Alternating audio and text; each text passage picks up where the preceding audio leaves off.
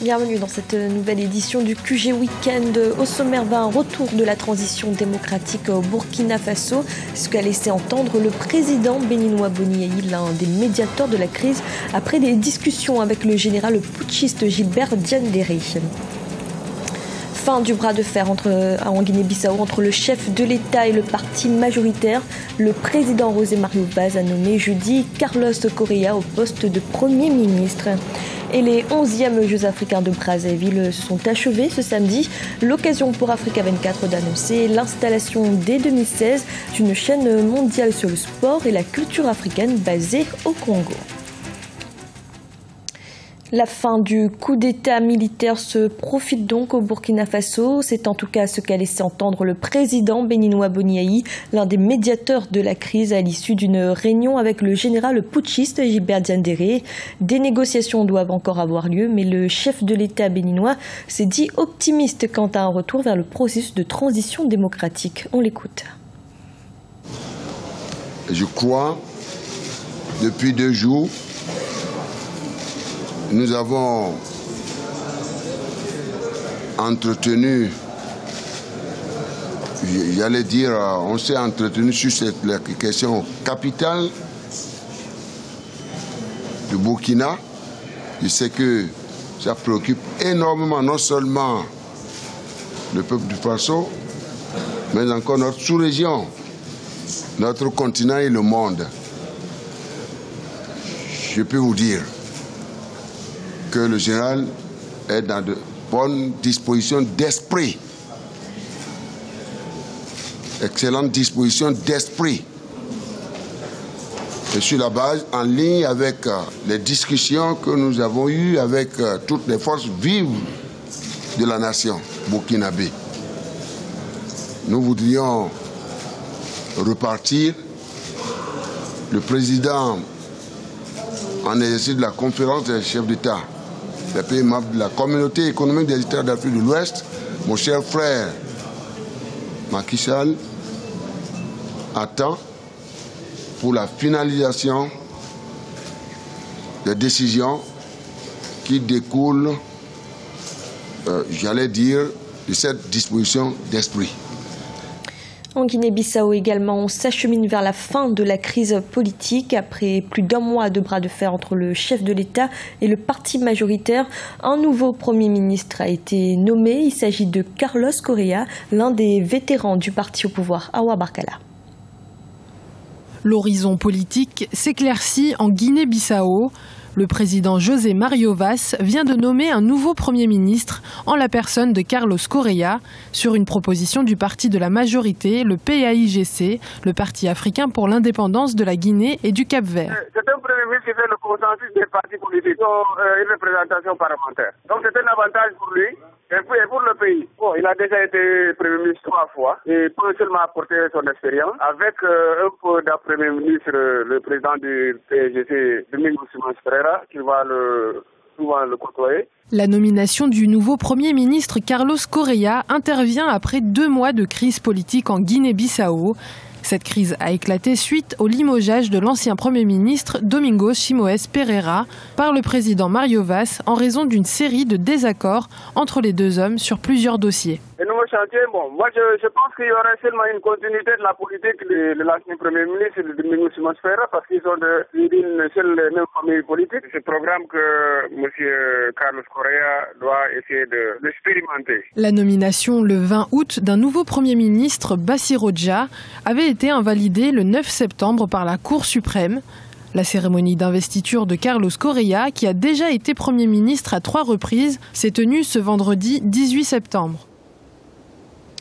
Au Burundi, alors que la crise ne cesse de s'intensifier depuis l'investiture du président Pierre Nkurunziza, le procureur général de la République vient d'annoncer l'émission de mandats d'arrêt internationaux contre les responsables de la campagne halte au 3e mandat, de partis politiques et des médias.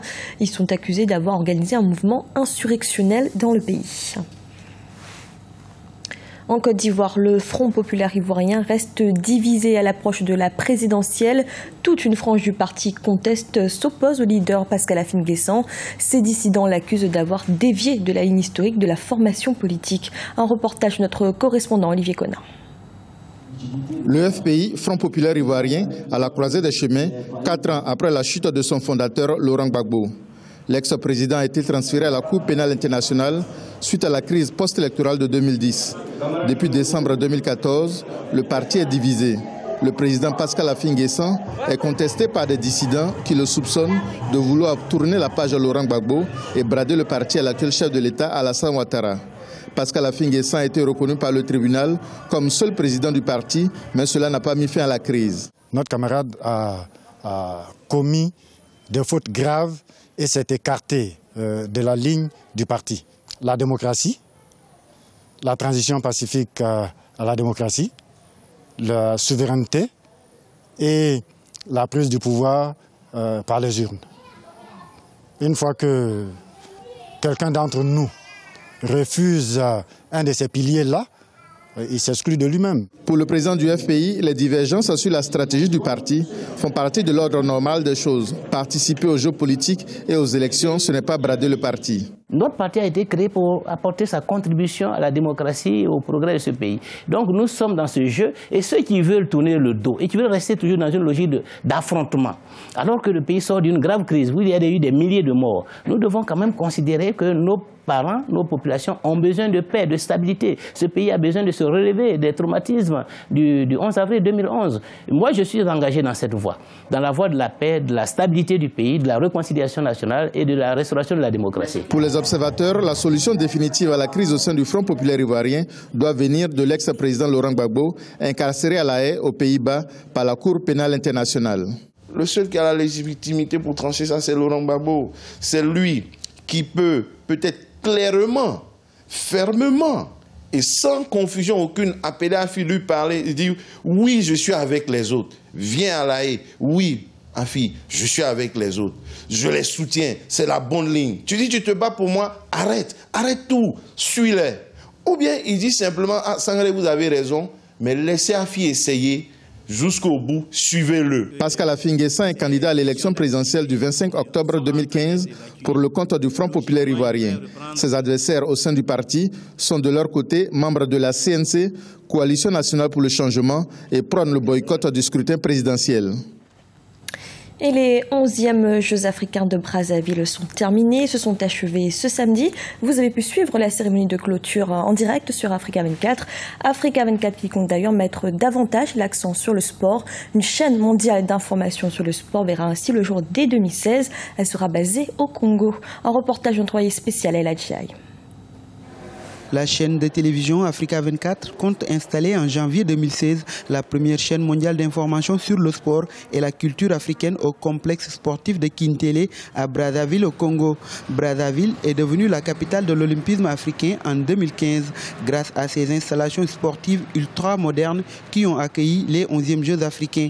Ainsi, pour se rapprocher de la population africaine, comme se veut le slogan de la chaîne, Africa 24 compte déployer l'ensemble des moyens techniques à Brazzaville.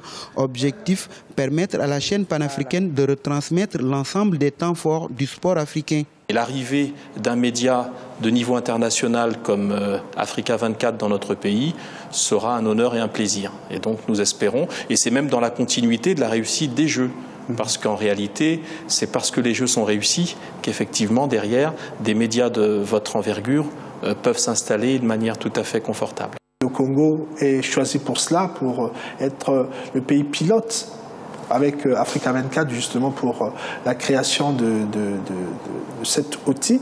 Et naturellement, le gouvernement de la République qui est tout à fait engagé à développer le sport va accompagner Africa 24 déjà dans la mise à disposition d'un certain nombre d'espaces ici même au complexe La Concorde, mais également dans le soutien de tous les programmes qui vont s'y découler. Africa 24 est aujourd'hui tourné vers des perspectives nouvelles. Il s'agira de développer les supports numériques et s'implanter davantage sur le continent pour être plus proche de ses téléspectateurs. Une initiative saluée par les acteurs du monde sportif. Une très belle initiative. Si elle se déploie en combinant et le sport et la culture, je suis convaincu qu'il y aura sur la scène internationale une autre image de ce continent que nous aimons tous, mais qui est souvent présenté par les médias internationaux, surtout dans les aspects les plus désastreux. Je pense que l'Afrique va offrir à l'humanité ce qu'elle sait faire au niveau culturel, et elle a déjà offert ce qu'elle sait faire au niveau sportif. Il y a 3 éléments importants pour le développement du sport. Il y a le champion, il y a les médias et il y a le sponsor. Ces 3 éléments vont toujours de pair.